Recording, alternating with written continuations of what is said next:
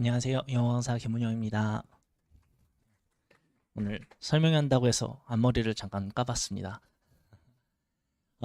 우선 여기 QR코드에 제 블로그고요. 블로그고 우선은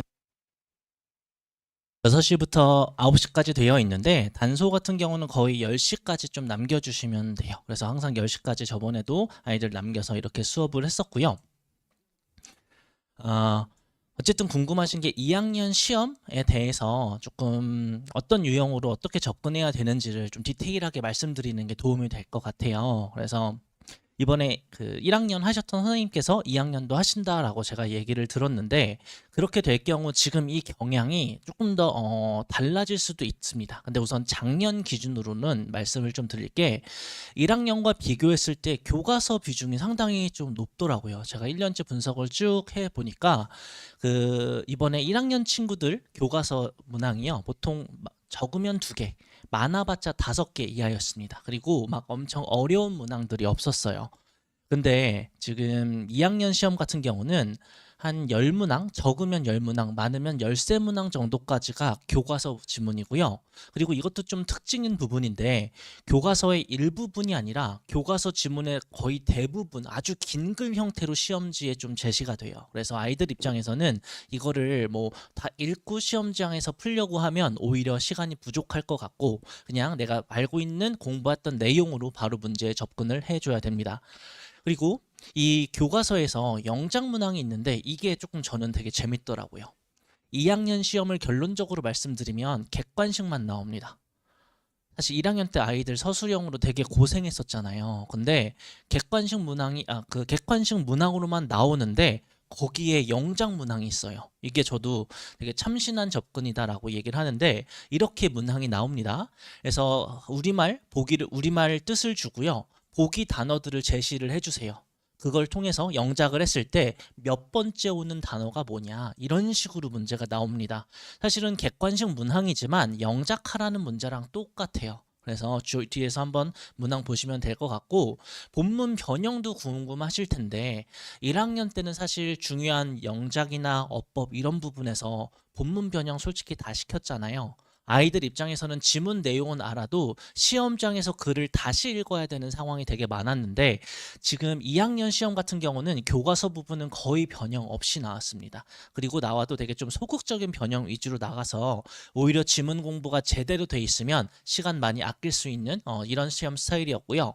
그리고 어법 문항 수도 1학년이랑 굉장히 달랐어요. 그래서 1학년 선생님이 새로 오실 때 어법 문항에 대한 강조가 좀 되게 적다라고 말씀을 하셨고 어법 문항 많아봤자 2문제, 보통 다 1문제였습니다. 그리고 어법 1문제가 본문을 전체 변형해서 나왔는데 제가 세보니까 이게 1학기 중간 기말, 2학기 중간 기말인데 평균 한 3문제 정도로 나왔어요. 그래서 그래도 어법 문제 객관식에서 3문제면 10%잖아요. 거기 있는 문제들이 이제 어떻게 보면 그 객관식의 그 등급 변별의 핵심 문항으로 작용을 하고 있고요. 그리고 보셔야 되는 게 유형도 보셔야 돼요. 그냥 어법 밑줄돼 있는 거 5개 주고 틀린 거 하나 골라라가 1학년 문제였거든요. 2학년 같은 경우는 어법상 틀린 걸 찾는 게 아니라 밑줄을 거놓거나 밑줄이 없는 상태에서 틀린 개수를 찾거나 틀린 문장을 찾아야 해요. 근데 아이들 입장에서 저도 풀려봤지만 어법상 틀린 개수 찾는 게 굉장히 좀 짜증납니다. 이게 어떻게 보면 소 뒷걸음질 치다 맞을 수도 있는 문제긴 한데 하나 실수하면 개수 찾는 문제 같은 경우는 오히려 오답률이 올라가 버려요. 그래서 유형 자체가 좀 어렵게 출제가 됐다. 이게 교과서 부분에서 많이 나왔지만 다른 독해 프린트 모의고사에서 출제가 되는데 모의고사 지문에서도 문법 문제가 좀 출제가 됩니다. 그래서 1학년 때 비해서는 확실히 어법에 대한 좀 중요성을 많이 강조하셔야 되고요. 그리고 지문 내용에서 이런 문제가 있어요. 이 글에 관한 내용으로 적절한 문장의 개수는 이건데 그냥 쉽게 내용일치 문제입니다. 내용일치 문제인데 선지들이 꽤 길어요. 선지들이 여러 개가 제시돼 있고 여기서도 맞는 개수를 찾아버려야 되니까 아이들이 여기에 시간을 좀 많이 써야 됩니다. 특히 선지 같은 경우는 미리 뭔가 읽어볼 수가 없잖아요. 제가 아무리 선지를 써도 선생님과 동일한 선지를 쓸 수 없기 때문에 기본 독해력이 좀 필요한 이런 문항이었습니다. 그리고 뒤에 보면 뭐 내용일치 대입 파악 이런 문항들이 있는데 이런 부분에서는 확실히 실수 없이 풀고 시간을 아껴야지 이 어법 문제에 대한 좀 디테일을 잡을 수 있다라고 생각을 합니다. 그리고 고난도 문항, 영영풀이 문항이 있는데 이 부분은 뒤에서 한 번 더 말씀을 드리도록 할게요. 그래서 이제 그 유형별로 한번 좀 살펴봐 드릴 건데 이게 여기 나오는 게 그 첫 번째 문법 유형입니다. 그래서 문법 유형인데 한번 보시면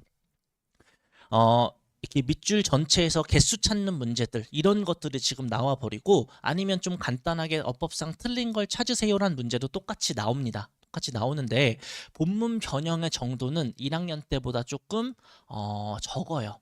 그러니까 1학년 때는 오히려 제가 본문 암기에 대한 강조를 좀 덜 하게 됐거든요. 2학기 때는. 근데 오히려 이 유형대로 접근한다면 2학년 때는 본문 숙지 암기에 대한 디테일을 조금 더 올려 가져간다면 어법 문제에서 좀 유리함을 가져갈 수 있을 거라고 생각을 합니다. 그리고 이 문제가 그 영작 문제예요. 한번 보시면 되게 재밌거든요. 사실 이런 유형 저는 자주는 못 본 유형이어서 우리말 주시고요. 그리고 보기를 줍니다. 보기를 주는데 특히 좀 재밌는 건 첫 단어랑 마지막 단어를 주세요. 뭐 여기서도 첫 단어는 안 줬다고 하지만 대문자로 주셔가지고 어떤 단어로 시작하는지는 힌트를 주십니다. 그래서 이렇게 영작을 해서 거기에 몇 번째 단어를 고르는 건데 이 영작이 또 재밌는 점은 1학년과 이 차이가 있어요.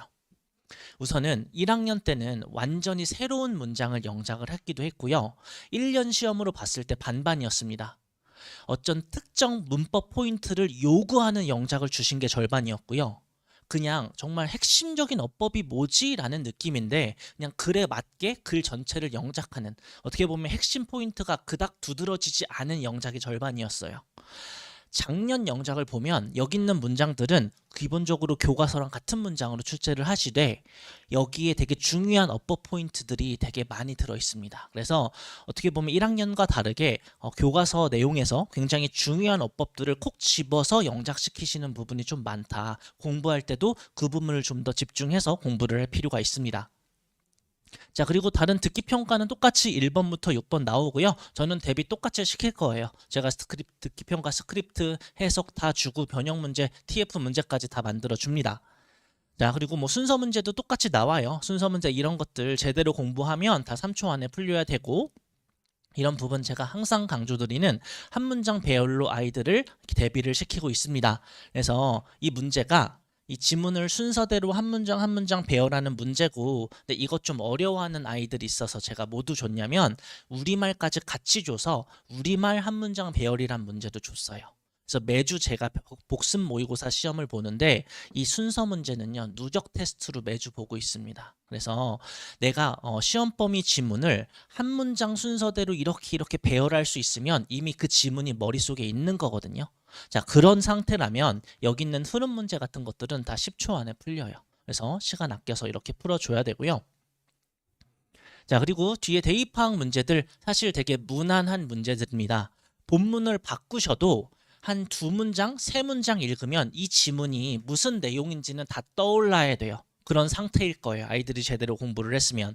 그러면 지문 다 읽지 않고 여기 있는 선지만 읽고 문제를 풀게 되는 메커니즘입니다. 그래서 사실은 여기서 틀려버리면 저는 감히 말씀드릴 건데 맞을 문제가 없어요.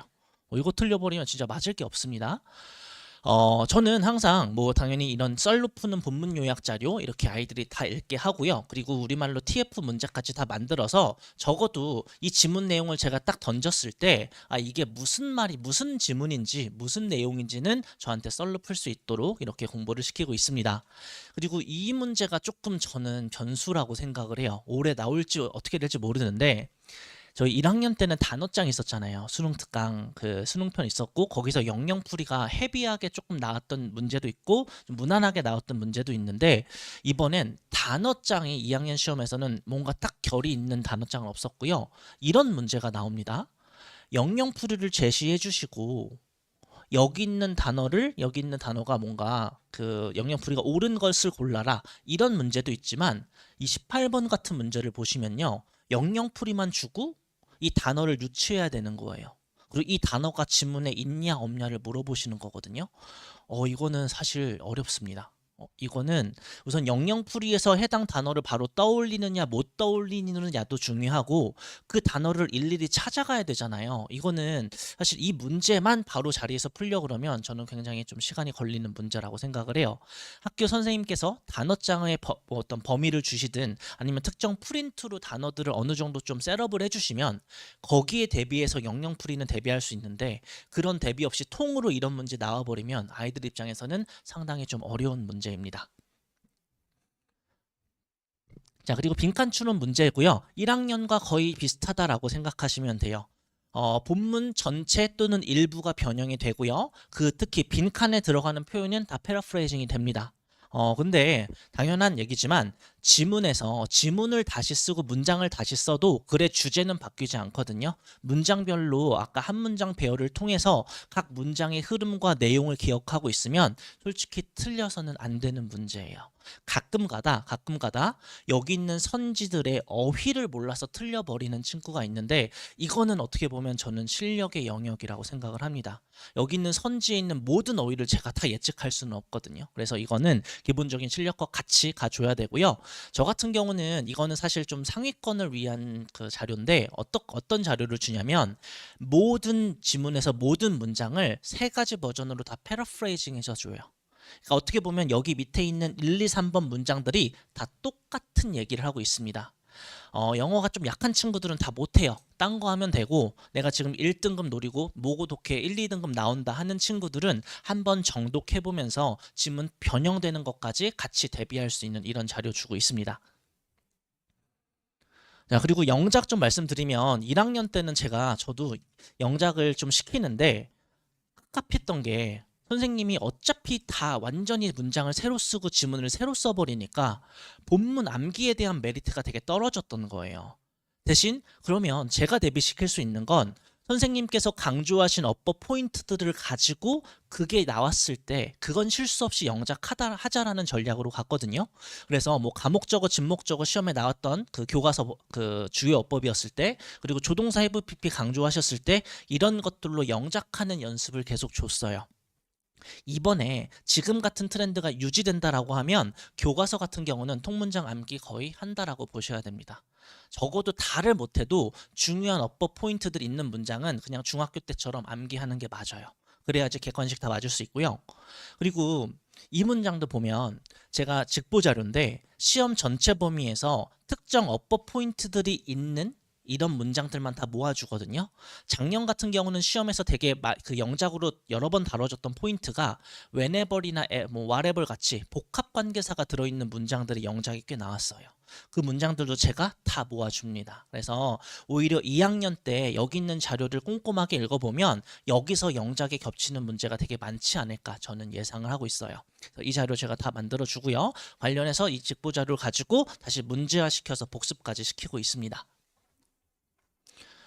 자, 그리고 뭐 본문 전지문은 이제 저 같은 경우는 시험 전범위에 관해서 제가 수업하는 자료를 제 자료로 다 만들어요. 그러니까 무슨 말씀이냐면 교과서 자료는 딴 데서 다운받아서 이그젠 포유에서 쓰고 모의고사 자료는 저 사이트에서 쓰고 그러지 않는다는 거예요. 저는 모든 시험 범위에 모든 지문이 일관적으로 공부할 수 있고 일관적인 복습 시스템이 있어야지 효율이 올라간다라고 생각하는 사람이거든요. 그래서 전 지문은 제가 뭐 학교 프린트를 주시든 어디 범위를 알려주시든 제가 다 이렇게 자료 만들어서 수업하고 그걸 통해서 이런 중간평가까지 다 만들어냅니다. 중간평가는 쉬운 말로 아이들의 복습, 기본 암기 어떤 자료라고 생각하시면 돼요. 매주 중간평가 시험 보고요. 사실 암기 비중이 이거보단 좀 더 늘어날 수 있는데 이런 원리로 구성이 됩니다.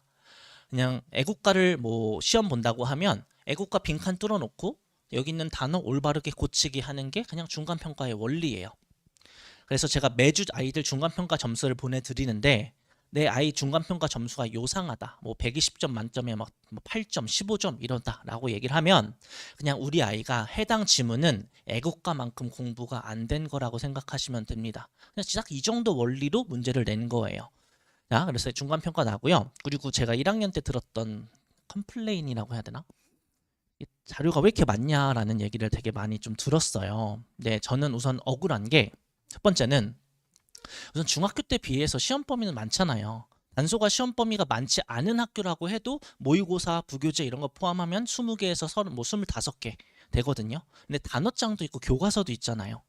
거기 있는 단어장들 제가 거기 있는 자료 그 모든 지문들 자료를 제가 다 자체 제작하고 직보 같은 경우도 저한테 필기 보내주는 친구들이 있거든요. 그 필기 다 읽고 자료를 만드니까 사실은 제가 커버하는 자료가 많아요. 그러니까 필요한 자료를 되게 만들고 또 매번 시험 볼 때마다 1학년 때 사실 좀 트렌드 변화가 심했잖아요. 그런 거 반영해서 새로운 자료를 만드느라 좀 많았고요. 그리고 저는 어떻게 생각하냐면 100점을 목표로 수업을 하는데 100점 받으려면 130점만큼 공부하는 게 전 당연하다고 봐요. 그리고 130점만큼 내가 공부시키고 싶으면 그 이상의 자료를 줘야지 된다라고 생각을 합니다. 그래서 그런 자료 때문에 제가 만드는 자료, 또 시중에서 뭐 유료 구매 자료, 예를 들어서 전 그렇게 얘기하거든요. 옆 학원에서 자료 주는데 내가 안 주면 훔쳐오라고 얘기해요. 그럼 제가 똑같이 사든 밤새든 똑같이 만들어 주거든요. 그래서 자료 100%다 커버해 주고요. 그리고 시켜보시면 알겠지만 상위권이 필요한 자료랑 중하위권 친구들이 필요한 자료가 다릅니다. 이건 어쩔 수가 없어요. 각자 실력에 따라서 제가 어떤 걸 하세요라고 다 우선순위는 정해주지만 그거를 제가 다 커버하고 있고, 거기서 본질적인 포인트는 결국은 상위권이든 중하위권이든 내가 공부하는데 시간과 노력 아껴주는 자료가 제일 중요하다라고 전 생각을 해요. 저는 아이들의 시간과 노력을 되게 아끼는 자료를 만든다고 자부하고요. 그래서 저 이런 속담이 있더라고요. 태풍이 불면 어떤 이는 담을 쌓고 어떤 이는 풍차를 단다라고 얘기를 하는데, 2학년 때 영어 내신 시험이 사실은 저는 조금 더 치열할 거라고 예상을 합니다. 좀 더 노력으로 커버할 수 있는 범위가 많아졌어요. 그러면 상위권에 대해서 조금 더 치열하다는 증거거든요. 자, 이럴 때 아이들이 태풍, 영어 내신이라는 태풍 앞에서도 뭔가 쌩쌩 풍차를 돌릴 수 있도록 되게 정성스럽게 자료 준비하고 꼼꼼하게 관리하겠습니다. 감사합니다.